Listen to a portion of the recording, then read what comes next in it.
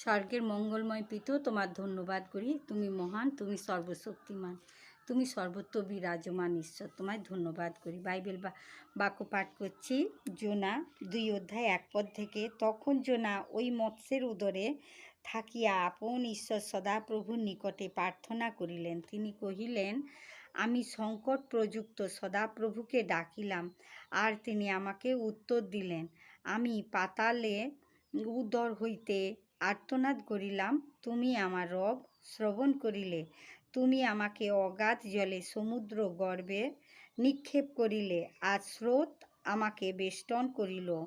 তোমার সকল ঢেউ, তোমার সকল তরঙ্গ আমার উপর দিয়া গেল। আমি কহিলাম, আমি তোমার নয়নগোচরের হইতে দূরীভূত, তথাপি পুনরায় তোমার পবিত্র মন্দিরের দিকে দৃষ্টিপাত করিব। প্রভু তার আপন বাক্যের দ্বারা আমাদের প্রত্যেককে আশীর্বাদ করুন। জয় যিশু, hallelujah, amen, praise the Lord.